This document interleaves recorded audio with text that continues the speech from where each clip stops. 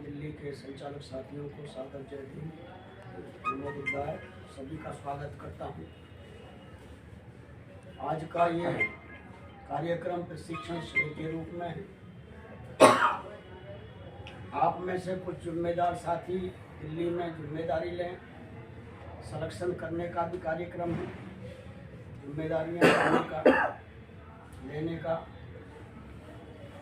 और पूरे दिल्ली में हजारों की संख्या में ड्रेसधारी जवान तैयार करना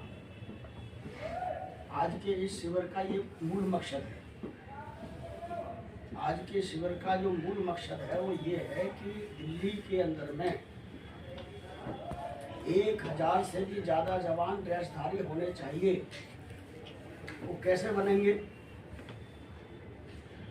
वो दिखें, बने हुए दिखें, पार्लियामेंट में दिखें, प्रदर्शन में दिखें, कहीं समस्या है पूरे भारत के किसी कोने में तो वो दिखें।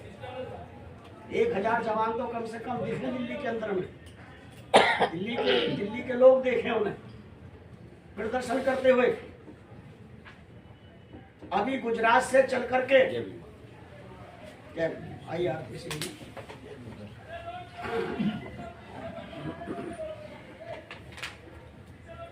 गुजरात से चल करके लगभग 400 जवान, 400 की संख्या बता रहा हूँ क्योंकि मेरे से प्रॉपर बात हो रही थी उनकी। मुझे उसमें बुलाया था एज ए चीफ गेस्ट, मैं नहीं गया, मेरी कुछ परेशानी थी और किसी को पता भी नहीं। दिल्ली के जगह जगह रुके हुए थे, वो हजारों किलोमीटर दूर से चल के दिल्ली आए। दिल्ली में उनकी कोई खास जान पहचान नहीं थी, कहीं किसी के द्वारा जाकर के कहीं किसी बुद्ध विहार पर रुके। और समता बुद्ध विहार जो दक्षिणी दिल्ली में पड़ता है, जहाँ शांति स्वरूप बौद्ध जी का निवास है, वहाँ से उन्होंने मार्च शुरू किया और इस पटेल नगर तक, यहाँ तक उन्होंने उस मार्च को संचालित करने का काम किया। वो समता सैनिक दल के ही जवान रहे। उन्होंने समता सैनिक दल का महाराष्ट्र के बीच में जब छोटा मोटा विभाजन हुआ तो उसका नाम समता स्वयं सेवक रख लिया, स्वयं सैनिक दल करके रख लिया उन्होंने नाम। वो दल के ही लोग थे, दल का ही संचालन करते थे। उन्होंने गुजरात में ही बुलाया हमें, बाबा साहब के पोते भीमराव जी को ही बुलाया। हमारी कोशिश ये रही कि भाई इनको भी हम इस समता सैनिक दल के समूह में दोबारा से एक साथ लाएं। बिल्कुल उन्होंने सहमति भी दे दी। इसी भावना के साथ वो मुझे बुला रहे थे। ये बात मैंने इसलिए कहा है कि हजारों किलोमीटर दूर से चल करके नौजवान लड़कियां आपके दिल्ली में आती हैं और वो मार्च निकालती हैं ठंड में। और वो मार्च इतना बेहतरीन है, जब आप देखेंगे तो ये कहेंगे कि मिलिट्री के जो जवान हैं, जिनको रोजाना ट्रेनिंग दी जाती है, तमाम व्यवस्थाएं दी जाती हैं, वो भी उनके आगे फेल थे। और साधारण से पार्क में जिसमें कोई घास नहीं थी, कुछ नहीं थी बिल्कुल भी, उसमें ऐसे बैठे थे बिल्कुल ठंड में, बहुत ही अनुशासन के साथ में। जिस कार्य को आज से 30-40 साल पहले किया करते थे, हम 4 बजे उठ करके बराड़ी हो, कहीं भी हो, नथुपुरा हो, यूपी के गाजियाबाद हो, शिकारपुर हो, बुलंदशहर हो, दूर दूर तक सुबह 5 बजे उस स्थान पर पहुंच जाया करते थे जहां शाखा लगती थी। मैंने स्वयं स्टार्ट किया। पहले नंबर मेरा था स्टार्ट करने का। मेरे साथ में निशान जी, सुजात जी, टीम बनती चली गई आस्ते आस्ते और वो यहीं से शुरू हुआ। अनुशासन की जो बात बता रहे हैं हमारे तमाम साथी के, संगठन में जो अनुशासन होता है उसी के बल पर संगठन आगे बढ़ता है। संगठन हो, समाज हो, देश हो, कोई भी चीज क्यों ना सही, अगर अनुशासन नहीं है तो आगे सफलता के साथ नहीं बढ़ पाएगी। बिल्कुल भीड़ के रूप में तो बढ़ा ही नहीं जाता। भीड़ के रूप में तो पिटना है, मरना है, कटना है, जो हमारे समाज के साथ हो रहा है पूरे भारत में, पूरे दुनिया में, पूरे भारत में जो हो रहा है आप देख रहे हैं, ये भीड़ है। परंतु जो अनुशासित समाज है उसके साथ जुल्म नहीं होता बिल्कुल भी, वो बल्कि उसको टक्कर के साथ जुल्म को रोकता है। आप आरएसएस की बात देखिए, हमारे साथ आरएसएस में काम करने वाले लोग 1980 में जुड़े, इस भावना के साथ हमें तो पता ही नहीं कि समता संदर्भ भी बाबा साहब ने बनाया, और जब बनाया है तो हम वहां से छोड़ करके यहाँ आ रहे हैं, जो हमने सीखा है वो यहाँ सिखाने का काम करेंगे, मतलब हमारे प्रभाव से। और हम क्या करते थे, मैं आपको वो अनुभव बता रहा हूँ जिससे जिन चीजों को आपने इम्प्लीमेंट करना है आज की डेट में भी। जब 14 अप्रैल आती थी उससे एक दिन पहले 13 अप्रैल को हम एक मार्च निकालते थे दिल्ली में, मोटरसाइकिल मार्च। साइकिल होती थी, मोटर उस जमाने में साइकिल ज्यादा होती थी तो साइकिल मार्च नाम था उसका। आज की डेट में मोटरसाइकिल मार्च हो सकता है। तो वो मार्च, क्योंकि साइकिलों के द्वारा या मोटरसाइकिलों के द्वारा जो मार्च निकाला जाता है वो बहुत दूरी तक निकाला जा सकता है।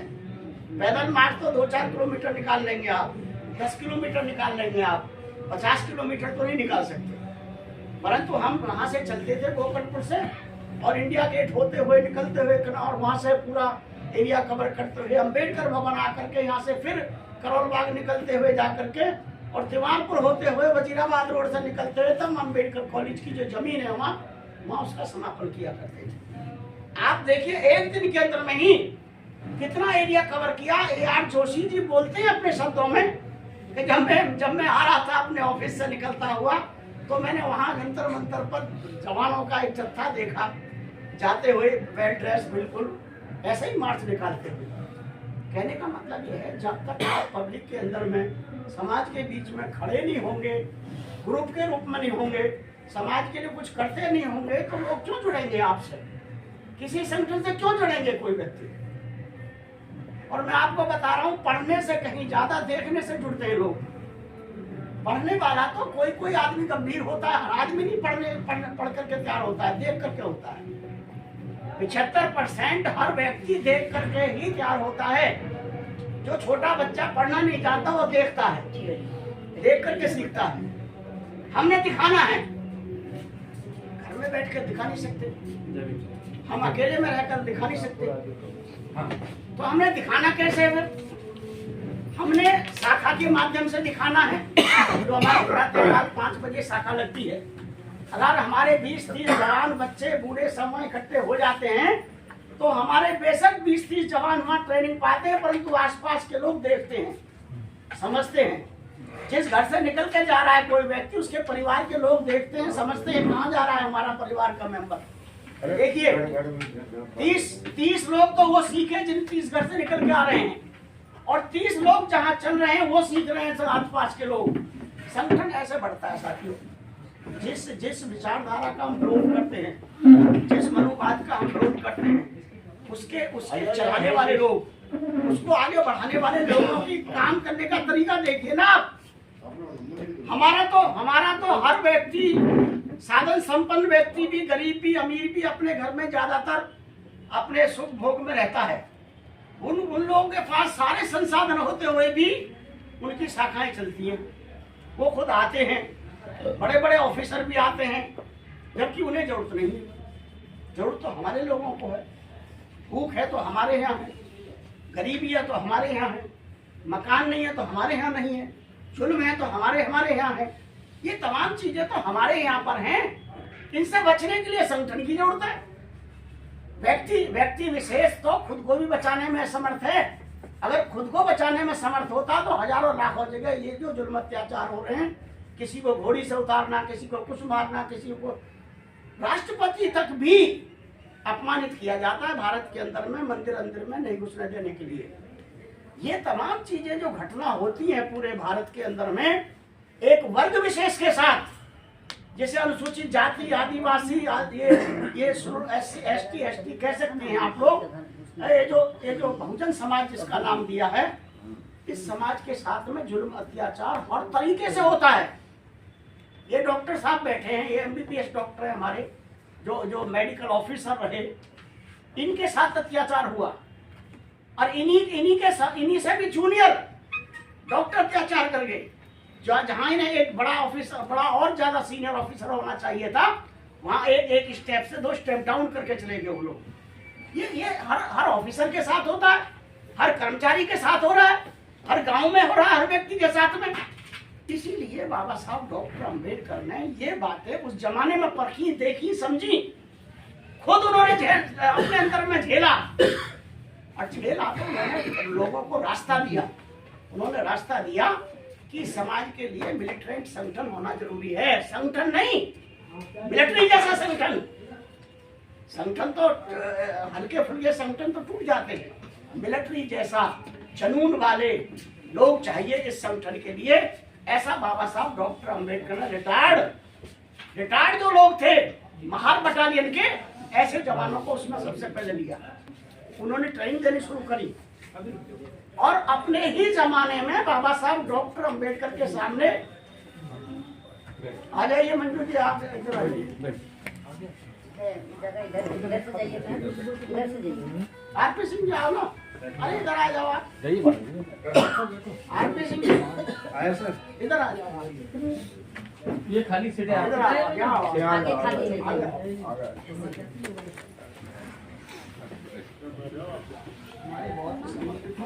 जो अनुशासित थी, नहीं मिलिट्री, बिल्कुल मिलिट्री की तरीका से जज्बा लिए हुए संगठन बनाने का निर्देश आदेश बाबा साहब डॉक्टर अंबेडकर ने दिया ही नहीं, उन्होंने तैयार किया खुद।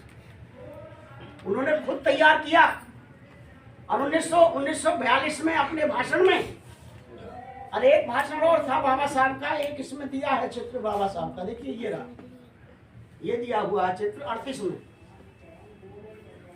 कानपुर के अंदर में भी, बॉम्बे के अंदर में भी बाबा साहब डॉक्टर अंबेडकर ने कहा था, जितना भरोसा मुझे संता सेंद्र पर है इतना भरोसा किसी और पर नहीं है। बिल्कुल ये वो संगठन है जो अपनी जान की बाजी लगा करके भी समाज की रक्षा करते हैं। ये बाबा साहब डॉक्टर अंबेडकर के संता सेंद्र के लिए और मेरे स्वयं के द्वारा जो चीजें बनकर के आ रही थी उस वक्त में 1980 से लेकर के और लगभग 2000 तक, मैं 20 साल का पीरियड बता रहा हूँ ये, और मेरे साथियों के द्वारा जो हमने ही तैयार किया, उन साथियों को इतना मजबूत कैडर खड़ा कर दिया था। मैं एक घटना बता रहा हूँ आपको, ये जो 26 अलीपुर बाबा साहब डॉक्टर अंबेडकर का स्मारक आज देखते हैं आप दुनिया के अंदर में, ये दुनिया का माना चुना स्मारक जो आज देख रहे हैं दिल्ली विधानसभा के सामने, अभी आप रखते हैं सही, ऐसे ही रखते हैं, यही रखो। ये जो स्मारक देख रहे हैं ये स्मारक नहीं था कुछ भी, यहाँ उसकी जो क्या नाम, जिंदल नाम का जो सेठ था उसका मकान था ये।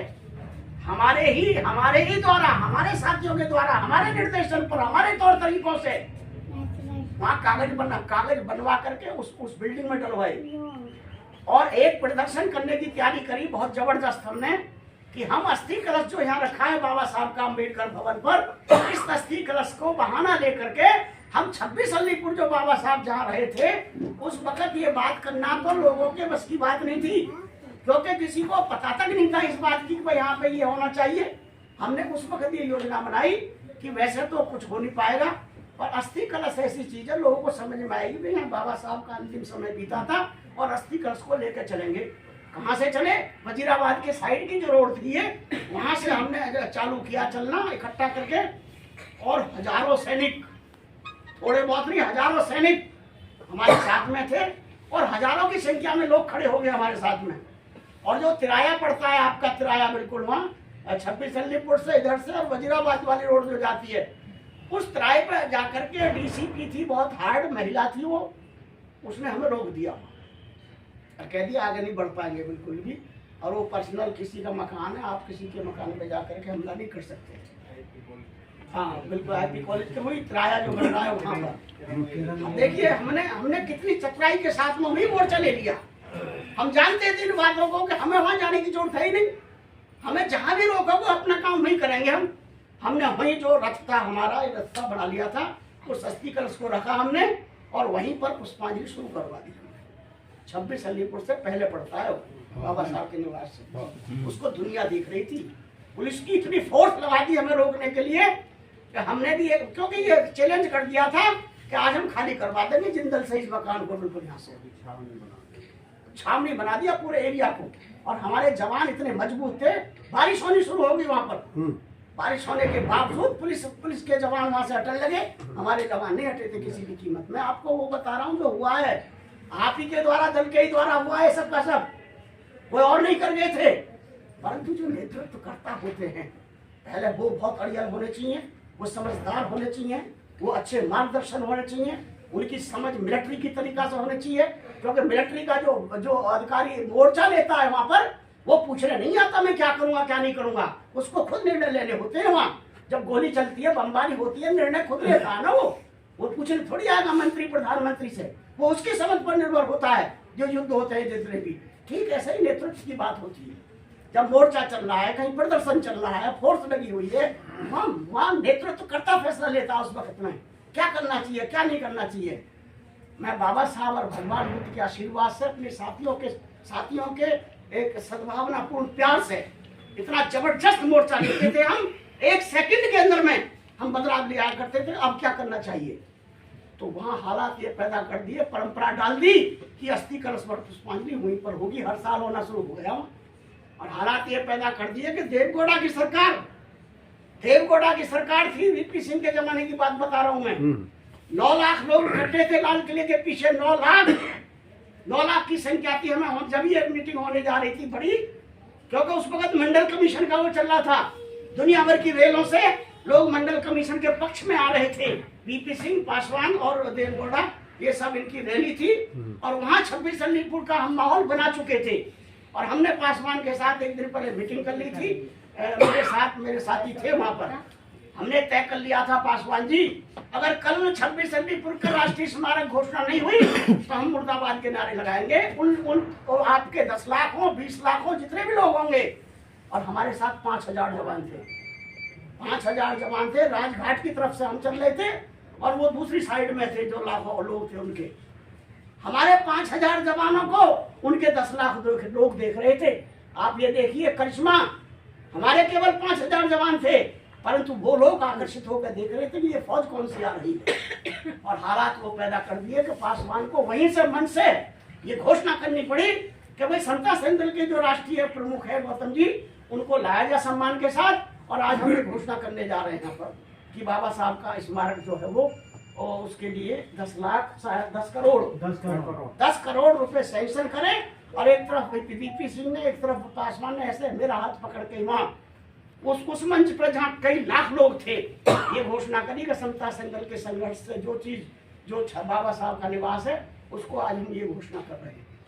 ये कोई छोटी मोटी बात नहीं थी, ये कोई हमने रहमो करम से नहीं लिया था, परंतु हमारे 5000 जवान, उनके लाखों लोग थे। हमने हालात खराब कर दिए थे बिल्कुल। तो मेरा आपसे ये बात इसलिए कहनी पड़ी कि आप आज यहाँ 40-50 की संख्या में, आप बहुत समृद्धशाली हैं, बहुत समझदार हैं, और आपके अंदर भाव हैं, आपको विश्वास है समता संघर्ष के प्रति। तब आए आप अपना घर छोड़ के, समय छोड़ के, और बहुत सारी चीजों को, क्योंकि आप बहुत सारी सुविधाओं से संपन्न हैं। आप उनमें से नहीं है कि गांव के जो परेशानी में अपने किसी वजह से, दूसरी वजह से आए हों। आपकी वजह सीधी है कि बाबा साहब के बनाए हुए संगठन को मजबूत करेंगे और इस संगठन के माध्यम से अपने समाज की रक्षा करेंगे। आप बताइए, यही मकसद है ना आपका? दोबारा बताइए, यही मकसद है ना? जब आपका ये मकसद है साथियों, मैंने तो इस मकसद के लिए से 50 साल पहले तैयारी करी थी। और 50 साल में अगर किसी को अवार्ड मिला है समता संघर्ष को, 1 बार नहीं मिला, 2 बार मिला।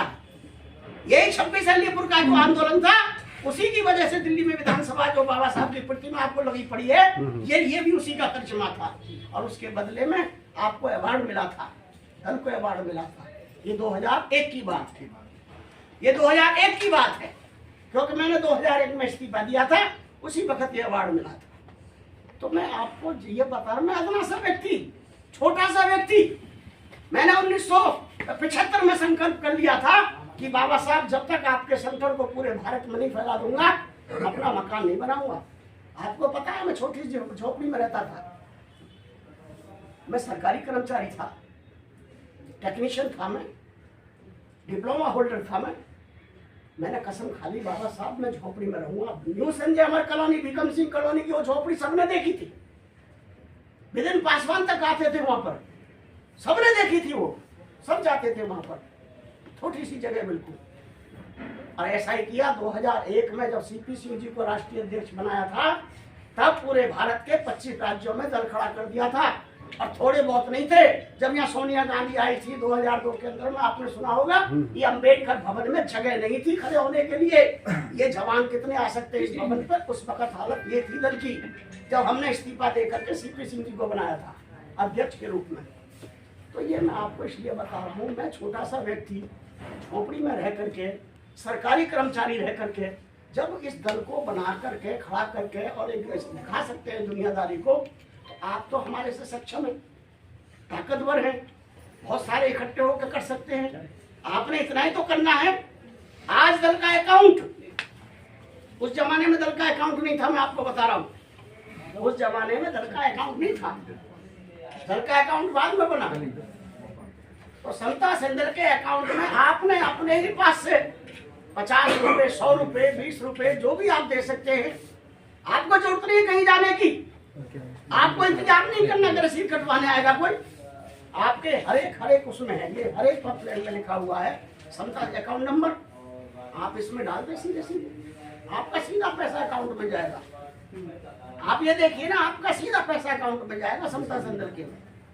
और जब कोई काम पड़ेगा समाज के तो वहाँ काम आएगा। तो मेरा आपसे नम्र निवेदन है, समता सेंदर दिल्ली में आपके द्वारा चलना है। दिल्ली के अध्यक्ष महोदय जी सर, आपके द्वारा चलना है। आप कुछ सीख लीजिए अब, क्योंकि ये तो सीखने सिखाने का है ना। आज का दिन सीखने सिखाने का है। आपने मुझे इसलिए बुलाया है कि मुझे अनुभव है 40-50 साल का। मैं कोई लिखी पढ़ी बात नहीं बोल रहा, मैंने जो सीखा है, करा है, वो बोल रहा हूँ आपके सामने। सुबह 5 बजे अगर आप अपने घर छोड़ करके तैयार हो गए और एक साथी अपने अगल बगल में से और तैयार कर लिया, तो दावा कर रहा हूँ कि आप शाखा लगा दोगे। फिर तो 5 बजे सुबह तैयार हो जाइए और एक साथी और तैयार कर लीजिए, बस उसका बच्चा ही क्यों ना सही, तो आप शाखा लगा दोगे लाके। शाम के वक्त सभा करिए, जाकर के मीटिंग ले लीजिए छोटी मोटी कहीं भी, और उनको कह दो भैया सुबह आ रहे हैं 5 बजे आपके यहाँ। लोग अफसोस करेंगे सुबह 5 बजे, जब आप दोनों ही पहुंच जाएं, बेशक उनमें से एक भी आ जाए, यहाँ से शुरुआत हो जाएगी आपकी शाखा। ये डॉक्टर साहब हमारे ऐसे, अगर मैं 6 बजे बोलता हूँ वहाँ जाओ गाड़ी लेके, तो ये मुनीरता से गाड़ी लेकर वहीं आ जाते 5 बजे। आज की डेट में बता रहा हूँ। तो शाखा लगाना बहुत जरूरी है। हमने इस दल को शाखाओं के माध्यम से ही अनुशासित किया था देशराज जी। शाखाओं के माध्यम से ये जो मूर्ति लग रही है आपकी कोटली के अंदर में, ये उसी युद्ध का फल था सारा का सारा। विश्वासनगर में जो बड़ी प्रतिमा लगी वो भी उसी समता सेंदल की शाखाओं का फल था। और जो समता सेंदल इतने लंबे समय तक चलता रहा, ये उसी का प्रभाव था।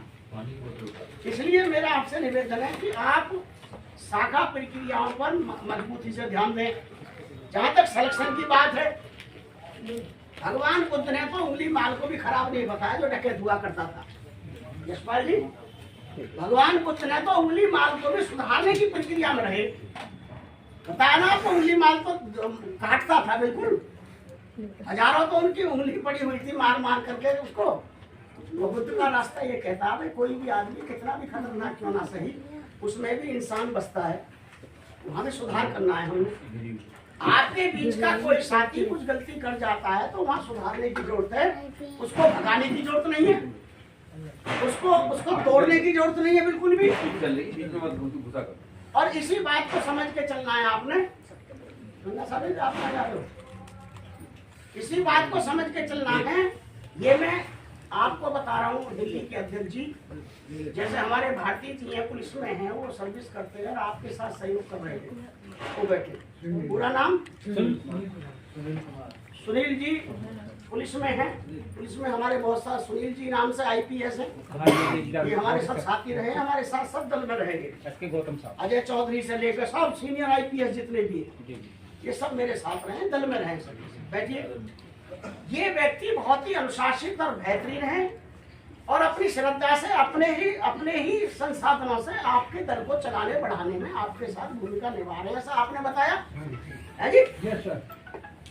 जब इतनी बात आपने हमें बता दी, इन्हें बता दी कि भाई ऐसे व्यक्ति हैं, तो आपको ये भी बता देना चाहिए था कि देखो भाई दल का एक कॉन्स्टिट्यूशन है, एक संविधान है दल का, मैं दे दूंगा आपको। सुनील जी आप बताएंगे उन्हें, ये मैं तमाम साथियों को कह रहा हूँ। जब आपके पास दल का संविधान उपलब्ध है और नए साथियों को आप पहले अकेले में व्यक्तिगत जब बातें होती हैं आपकी, उसको वो मटेरियल दे दीजिए जो आपके पास है या आपके दल के पास में है ऑलरेडी।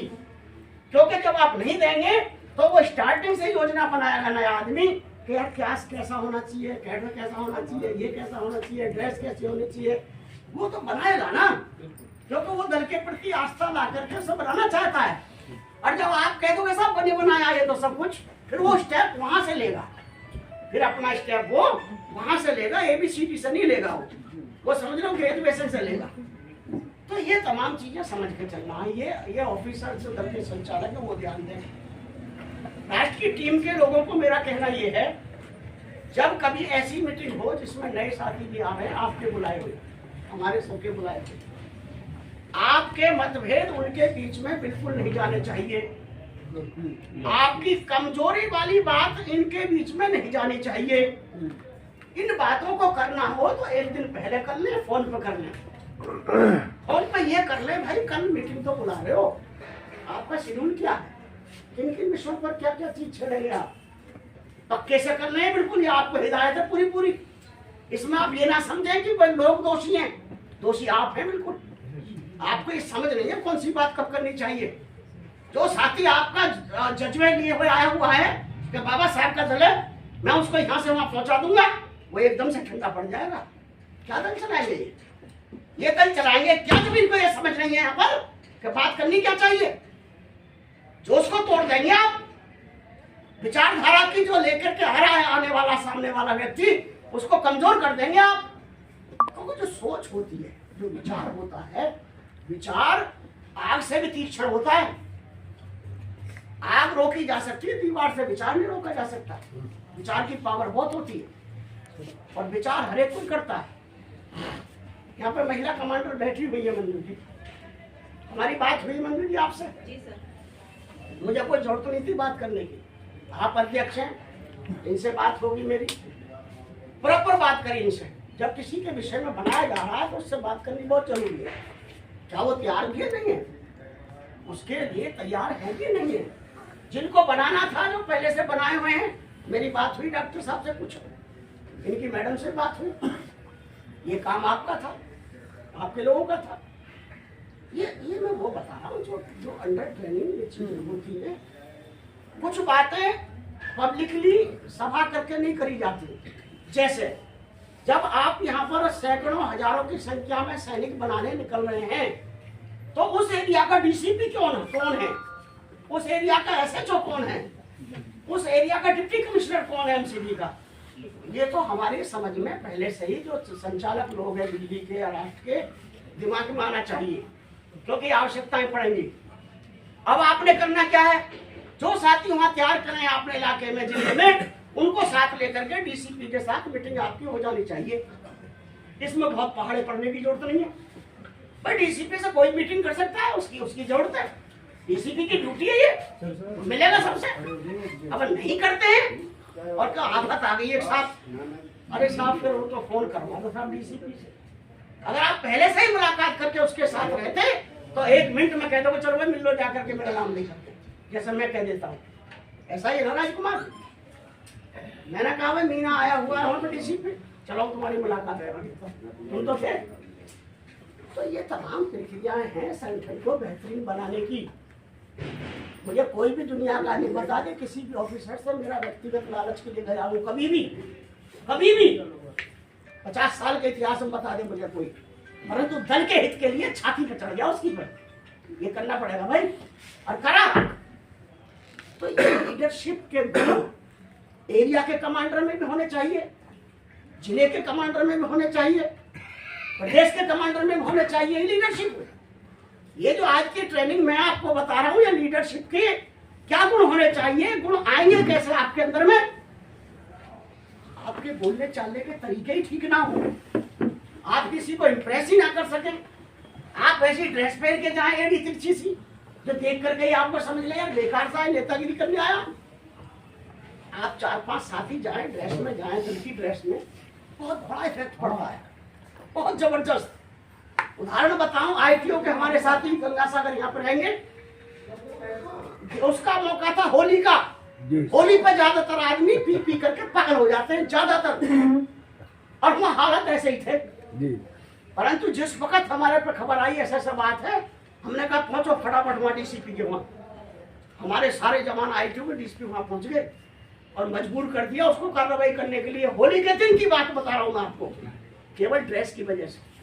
आप भी थे और आप भी थे, मैं उदाहरण बता रहा हूँ। इस दिन बड़ा माहौल खराब रहता है, परंतु ड्रेसधारी जवान होने की वजह से पुलिस प्रशासन के ऑफिसर को आईटीओ के सामने की बात है, बिल्कुल जहाँ कमिश्नर बैठता है।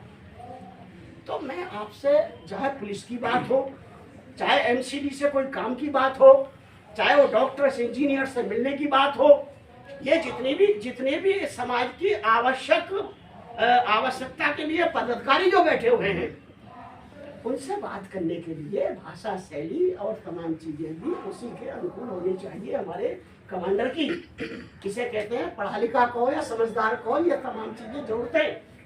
इसलिए जो सिलेक्शन हो, कमांडर का जो सिलेक्शन हो, अधिकारी का जो सिलेक्शन हो, इन तमाम चीजों को देख के हो। मैं जरूर चाहूंगा आज की डेट में आप तो दिल्ली के अध्यक्ष महोदय, क्योंकि प्रधान महासचिव का होना बहुत जरूरी है।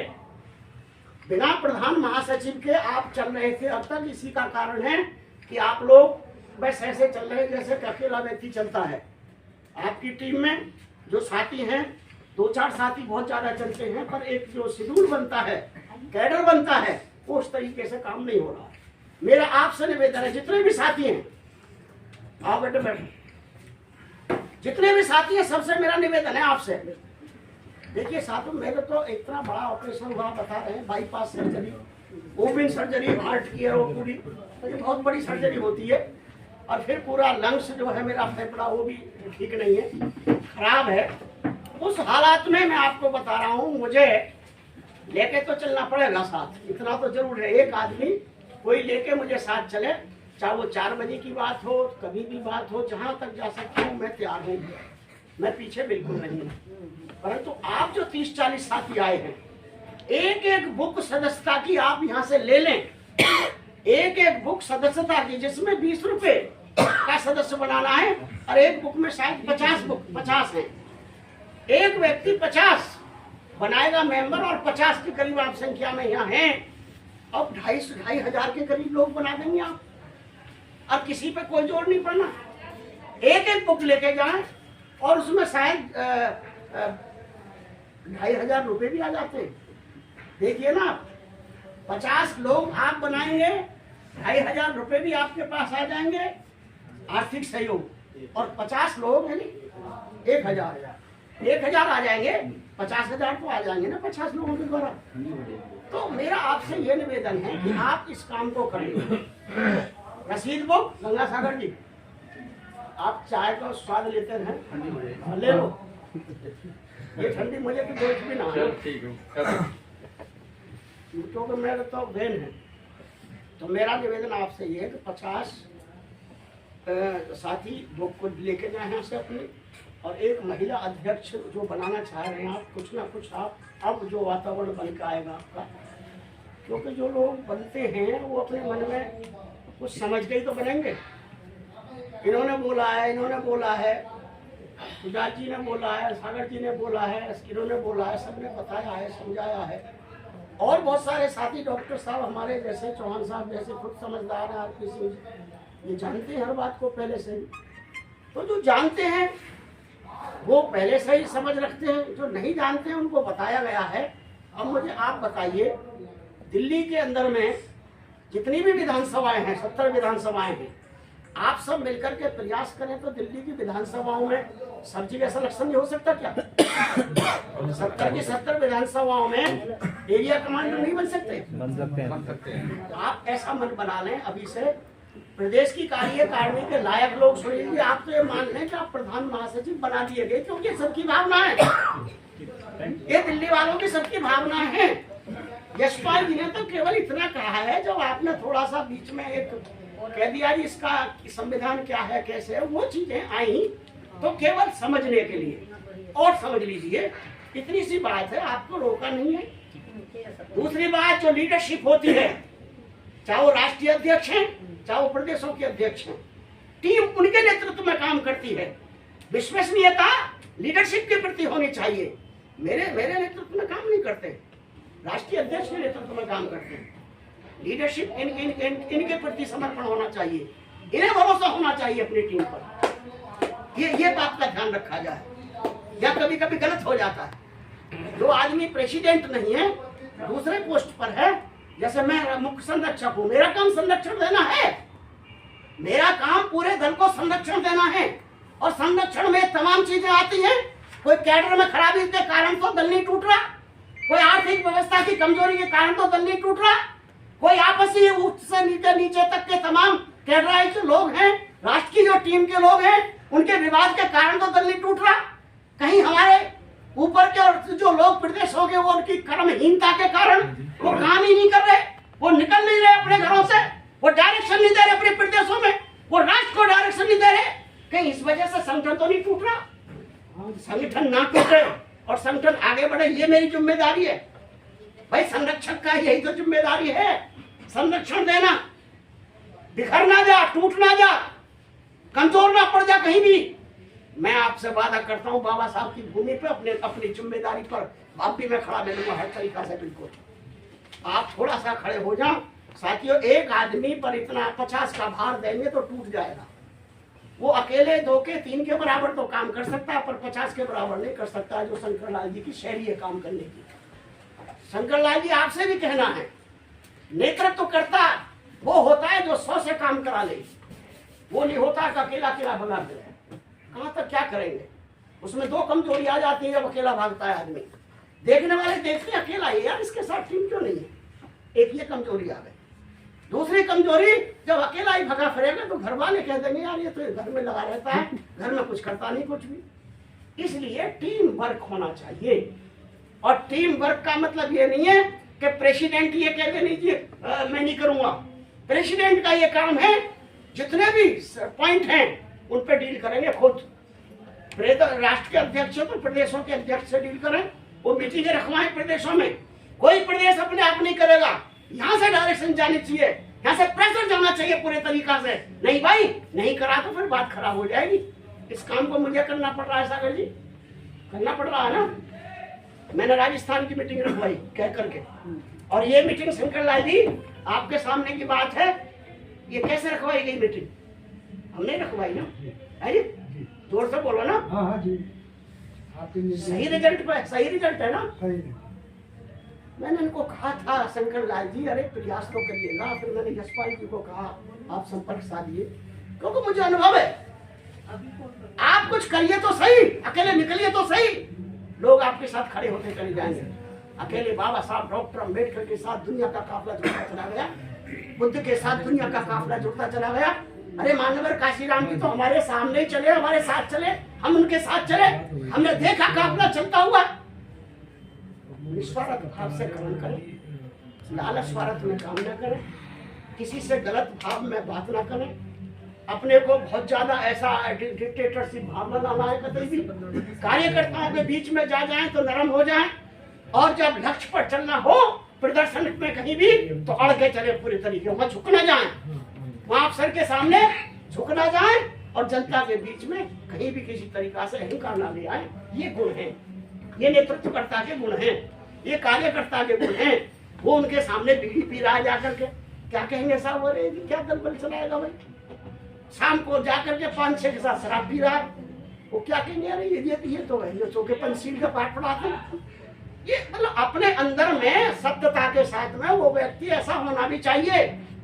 जब वो ऐसा होगा तो विल पावर यहाँ से आती है किसी व्यक्ति के अंदर में। कबीर साहब पढ़े लिखे नहीं थे, आपको पता है आपको? कबीर साहब पढ़े लिखे नहीं थे, अकबर बादशाह भी पढ़े लिखे नहीं थे, पता है ना आपको?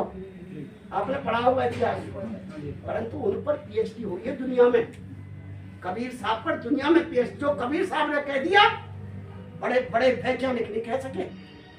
ये क्यों? उनका परख पर आधारित ज्ञान।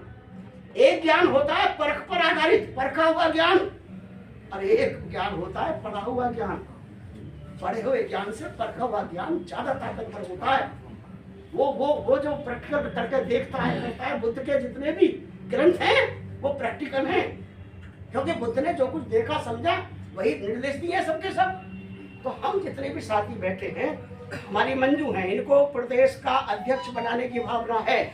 जी अध्यक्ष जी, जी सर, सुन लो, हाँ जी सर, पक्का। पक्का। तो मैं ये चाहूँगा, राष्ट्रीय टीम हमारी बैठी हुई है और मेरी उनसे बात हो गई थी, डॉक्टर साहब की जो मैडम है उन्होंने बता दिया है, यशपाल जी, मंजू जी को ये पूछ लेंगे और इन सब की इच्छा ये है कि महिलाओं के अध्यक्ष ये बने। वो आ चुकी हैं और वो पहले से ही कार्यरत हैं, उपाध्यक्ष की जिम्मेदारी में वो काम कर रही हैं। जी जी ऐसा ही है जी जी। मैडम, ठीक है? अगर आपको जिम्मेदारी दी जाए तो 2 शब्द आप बताइए, खड़े होकर बताइए, आप तैयार हैं? जय भीम, नमो बुद्धाय सभी को। सर, मैं अपने दल के आदेशों का पूरा पालन करूंगी, जैसा मुझे आदेश होगा। तो ये तो आप अपने जो आपका लक्ष्य है, जो आपका निर्णय है आज का, उसमें आप कर लेंगे, ठीक है? प्रधान महासचिव के रूप में जो आपने सेलेक्ट किया है वही रहेंगे आपके साथ में, उसमें कोई दिक्कत नहीं है। उन्हें अनुभव की जरूरत है, तो आप आज बहुत सारे अनुभव मिल गए होंगे, तो आप सुनिए। जी सर, आपकी अनुमति है और आप सब जी का आशीर्वाद, बाबा साहब का आशीर्वाद है, तो मैं कोशिश करूंगा पूरी कि दिल्ली प्रदेश अध्यक्ष का पूरा साथ दूंगा और पूरे संविधान के साथ जो भी काम करूंगा मैं आपके हमारे समता दल के संविधान के अनुसार ही काम करूंगा और मेरा ये दृढ़ निश्चय है और मैं पूरे इसके सहयोग के लिए। और सबसे बड़ी बात यह है कि मैं 16 साल का मनाने जा रहे हैं, उसके लिए पूरा अग्रसर। ठीक, बिल्कुल सही। ये पुलिस में कार्यरत है, यंग है बिल्कुल और बहुत ही मतलब एक्टिव है हर तरीके से। तो मैं चाहूँगा, और ऑफिसर है, इंस्पेक्टर है? नहीं सर, मैं भी सब इंस्पेक्टर हूँ, अभी मिनिस्ट्रियल कैडर है मेरा। बहुत अच्छा। और मैं एक साथी और है, वो नहीं आ पाए हैं, वो असिस्टेंट कमिश्नर है और वो भी दल के पुराने साथी हैं, तो लोकपुरी में रहते थे पहले, वो भी साथी हैं जो दल में काम करेंगे। रतन सिंह जी के प्रभाकर लाल बैठे हैं, वो भी मेघराज जी भी तो बैठे हैं। बैठे। प्रभाकर जी थोड़े खड़े हो जाए, थोड़ा सा बच्चे तो आप जी, भैया अपने ये पुराने साथी हैं और मैं दल से हाँ, बिल्कुल। जब ये दल की मीटिंग हुई है तो मैंने औपचारिक या अनौपचारिक रूप से उन्हें हिस्सा लिया है। प्रभाकर जी बहुत पुराने। और जो मेरे से बने उनमें से नहीं तो आप जिम्मेदारी आपको लगाई जाए कुछ कैसे वैसे। चलो, नहीं, अभी कुछ समय दल से जुड़ा है। ठीक है 3 मीटिंग अटेंड करने के बाद और मैं बताना चाह रहा हूँ, ये प्रभाकर जी उस जमाने से हैं जब राजेंद्र गौतम जो आज मिनिस्टर रहे, उनको हम जगह जगह पे लाया करते थे। इनके सामने की बात है, इन्हीं के सामने की बात है। ट्यूशन पढ़ाते थे फ्री, इनकी टीम थी, इन्हीं की देख रेख में सारे अभी भी पढ़ाते हैं, इनका कोचिंग सेंटर तो है। आज के नहीं है, बहुत पुराने समय से। और खुशी की बात है, आज भी उनके मन में वही भाव है दल के प्रति जो पहले थे। आप जिम्मेदारी लेने की बात जरूर करेंगे और आप विचार कर लें, ठीक है नहीं? दूसरा, एक कैशियर की बात थी। अगर कन्हैया को आप चाहते हैं, शंकर लाल जी, हमें कोई आपत्ति नहीं। देखिए, इतना जरूर है, कोई साथी किसी को इस बदतमीजी के साथ बात ना करे। जो राष्ट्रीय टीम के साथी हैं, कहीं भी किसी से भी ना करनी चाहिए बदतमीजी के साथ। इतनी समझ तो खुद होनी चाहिए। उनको आप लिखित में जैसे भी है वो करिए बात, ठीक है? जो यशपाल जी ने कहा है वो स्वीकार करें, कोई गलती हुई है। क्योंकि जहाँ तक विजेंद्र जी की बात है, विजेंद्र जी के साथ हुई है, व्यक्तिगत हुई है, वो जाने, परंतु कोई ऐसा हुआ है कुछ गलती, तो उनको आपस में बैठ कर कर लिया करें, ठीक है नहीं? आपको मैं एक चीज बता रहा हूँ, पूरे देश की जो सरकार चल रही है इस वक्त, सरकार चल रही है, सरकार के पास पूरे भारत की मिलिट्री है, सरकार के पास पूरे भारत का प्रशासनिक तंत्र है, पूरी अर्थव्यवस्था है, और जो सरकार को चला रहे हैं वो पहले से ही हजारों साल से ही पूरे तंत्र पर काबिज है। जो सरकार चला रहे हैं, उनकी सरकार हो या ना हो, पूरे तंत्र पर वही काबिज। इकोनॉमी किसके पास है? किसके पास जमीन जायदाद है? किसके पास उद्योग है? किसके पास पूरा जो ढांचा है, किसके पास है बताइए आप? SC/ST के पास है क्या? आदिवासी के पास है क्या? पिछड़ों के पास है क्या? अल्पसंख्यक के पास? इनके पास तो है ही नहीं, 1-2% है किसके पास? वही लोगों के पास है जो सरकार में बैठे लोग हैं। तो ये सरकार में थे जब भी मालिक यही थे, और सरकार में नहीं थे जब भी मालिक यही थे। ये उसके बावजूद भी पूरे भारत में हाहाकार मचा हुआ है। संसद जैसे में आपने देखा होगा कल परसों, संसद जैसी जगह पर इसी भावनाओं ने कि ये बुरा कर रहे हैं समाज के, अच्छा नहीं कर रहे हैं समाज के लिए सरकार में बैठे लोग, तो उनको ये करना पड़ा जो कुछ आपने सबने देखा नहीं। और ऐसे करोड़ों लोग हैं भारत में। कहने का मतलब जब शासन सरकार में बैठे समृद्धशाली लोग सबको संतुष्ट नहीं कर सकते, सबको अच्छाई के साथ में नहीं ले जा सकते, तो और आप और हम भी सबको संतुष्ट नहीं कर सकते। और हम खुद तो संतुष्ट हो सकते हैं। हम जो काम करने वाले लोग हैं, हम जो दल को चलाने वाले लोग हैं, हम तो संतुष्ट हों कम से कम। हम तो 3 साल के बाद ये ना रहे कहें यार बेकार समय गंवाया है। सोच लीजिए आप, दल में काम करने से पहले ये दल बहुत साफ सुथरापन चाहता है। आपकी जेब से 2 रुपए खर्च होंगे, मिलेगा कहीं कुछ नहीं, इज्जत और सम्मान जरूर मिलेगा। इज्जत और सम्मान जरूर मिलेगा। आपकी जेब से पैसा खर्च होगा, आपका बहुत कीमती समय खर्च होगा, परंतु अगर इसमें आपने ये दोनों चीजें खर्च की हैं ईमानदारी के साथ, और हजारों की संख्या में ऐसे आप जैसे साथी खड़े हो गए, तो करोड़ों लोगों का भला हो जाएगा। मैं आपको बता रहा हूँ, बाबा साहब अम्बेडकर ने इसी उद्देश्य के लिए ये दल बनाया था। करोड़ों लोगों का भला, हजारों डॉक्टरों का भला, हजारों इंजीनियरों का भला, और जो हमारे संस्था चला रहे हैं बहुत सारे भारत में, वो भी नजर डाल रहे हैं पूरे भारत में कि भाई कौन ऐसी संस्था है जो ईमानदारी के साथ में समाज के लिए काम कर रही है। और इस समता संदर्भ पर किसी प्रकार की कोई आंच, किसी प्रकार का कोई आरोप, किसी प्रकार की कोई ऐसी बात नहीं आई है। इसलिए मेरा आपसे आग्रह है कि आप समता संदर्भ को मजबूती से चलाएं। चौहान साहब आप हैं, आपके यहाँ से जीवी सिंह जी बैठे हुए हैं, आप ऑफिसर रहे हैं, हर जगह आप लोग जाते आते रहे, बहुत पुराने साथी हैं। छोटी मोटी कहीं कोई बात होती है, 6 दिसंबर की आप बता रहे थे, तो उन बातों को आप भूल जाएं और अच्छाई की तरफ बढ़ते चलते हैं।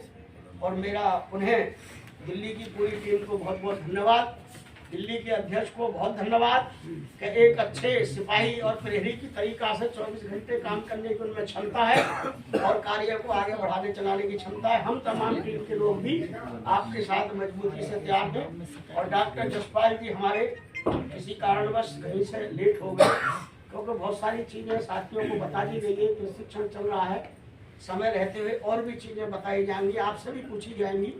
आप भी अपने जब ये आपने 2 घंटे सुना है, तो ये 2 घंटे के बाद में आपने क्या सीखा है, आप क्या करना चाहते हैं, आपके लिए भी ये विषय है। और वो प्रधान महासचिव जी इन विषयों को आगे बढ़ा करके चला करके कंप्लीट बिल्कुल हम आज सीख करके और तैयार होकर के चलेंगे यहाँ से कि आज से हमने दिल्ली में अगला जो शिविर लगे, जैसे सुजात जी कह रहे हैं कि ट्रेनिंग शिविर होना चाहिए, तो वो आधे दिन का नहीं, पूरे दिन का होना चाहिए। पहला शिविर तो पूरे ही दिन का होना चाहिए, अगला शिविर कोई लगे तो 3 दिन का कम से कम होना चाहिए, क्योंकि ये ट्रेनिंग की जो बात होती है, जो साथी फोर्स में है उन्हें पता होगा कम से कम 3 दिन में जा करके अनुशासन आ पाता है बॉडी के अंदर में भी। 3 दिन में करने के लिए तो पहला दिन जनवरी में रख लें, कभी भी रख लें, ये आज ही निर्णय करें। अच्छे काम को करने को कहीं भी पीछे नहीं करना चाहिए, अच्छे काम को जल्दी से जल्दी निर्णय करें।